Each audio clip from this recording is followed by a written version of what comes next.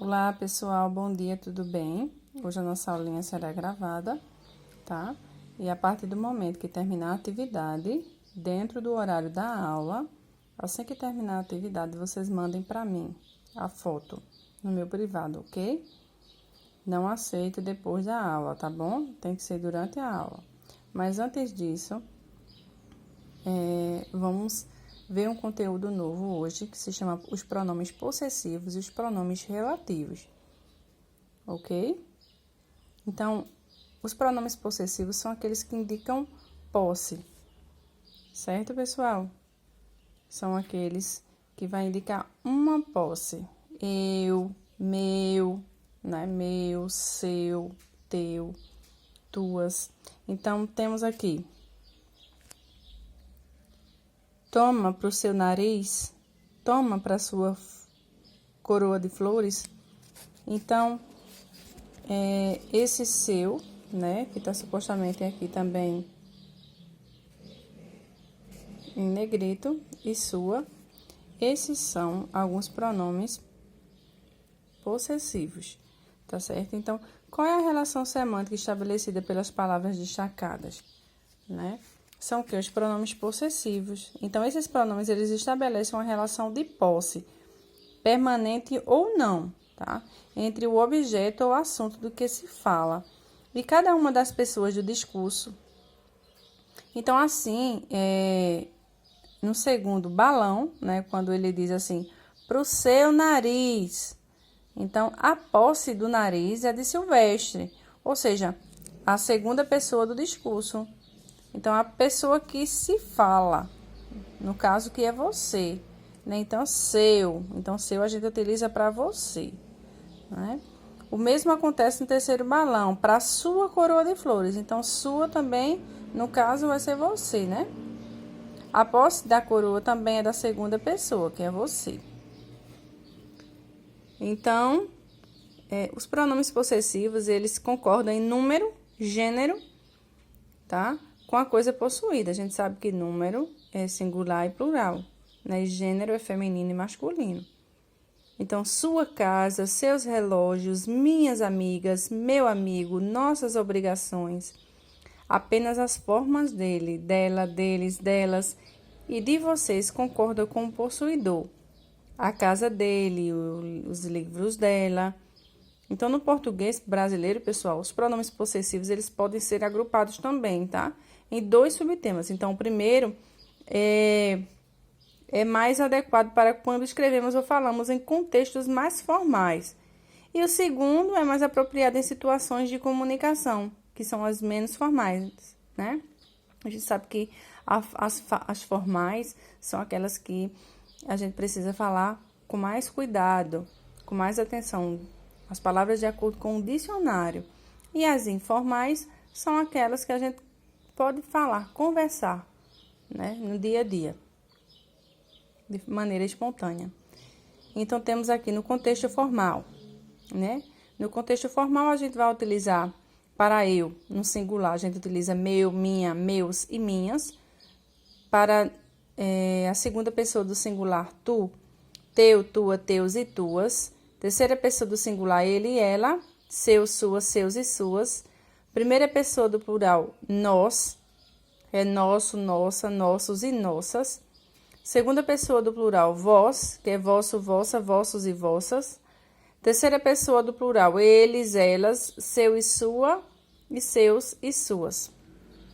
E já nos contextos informais, que é aquela que a gente fala de maneira espontânea, não é? A gente vai utilizar para eu no singular, que é a primeira pessoa, meu, minha, meus, minhas, tá? Para a segunda pessoa do singular, que é tu, teu, tua, teus e tuas. E para a segunda pessoa do plural, de vocês, né? Já no contexto formal, a gente utiliza vosso, mas no contexto informal, a gente utiliza de vocês, tá bom? Ou então na terceira pessoa do plural, deles, ok?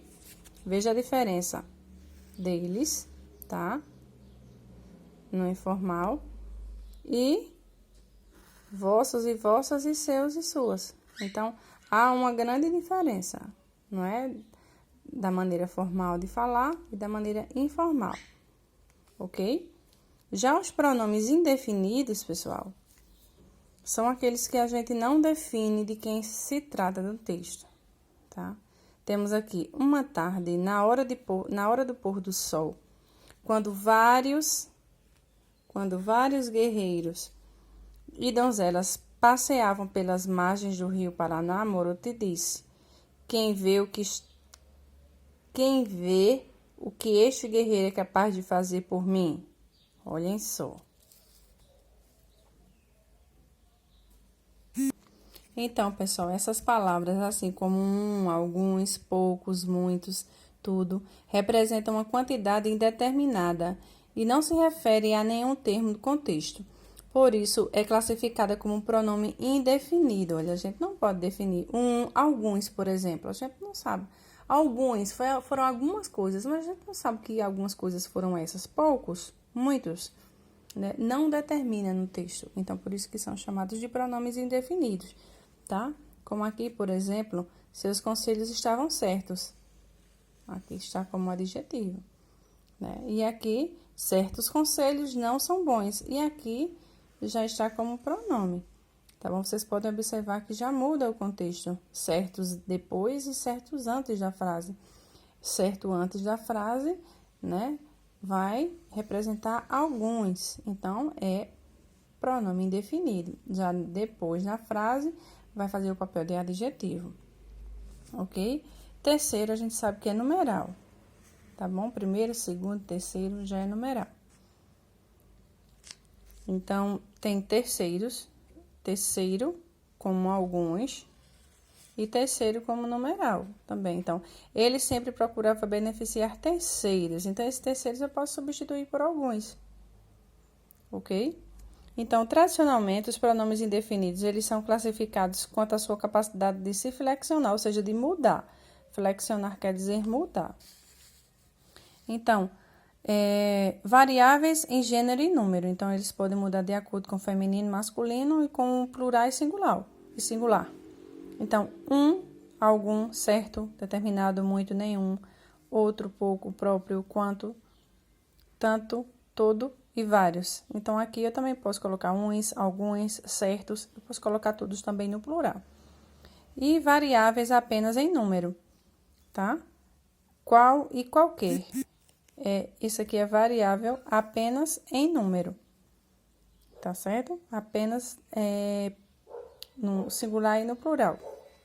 E também temos aqui os pronomes interrogativos, tá? Que a gente não pode esquecer, que é aqueles que a gente utiliza para fazer uma pergunta.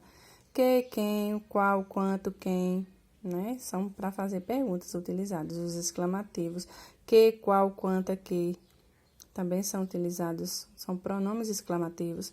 E os pronomes indefinidos, também aqui vai entrar os relativos, tá? Aqui nos pronomes relativos é que, cujo e quem. Olha aqui eles, tá? Que, cujo e quem. Eles são chamados de pronomes relativos, ok?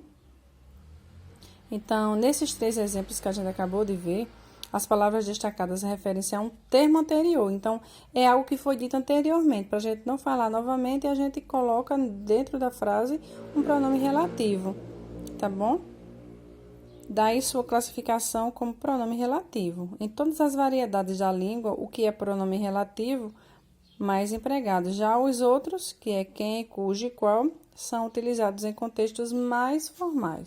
Pronto, após toda a explicação, vocês vão fazer a leitura, tá, da página 76 e vão responder a página 77, tá bom, pessoal? E os videozinhos também que eu vou colocar na plataforma, vocês vão dar uma olhadinha para ajudar a responder. Eu vou colocar aí as páginas, que é da 76 até 79, ok? Um grande abraço. Não esqueça de, quando terminar, me mandar a atividade, ok?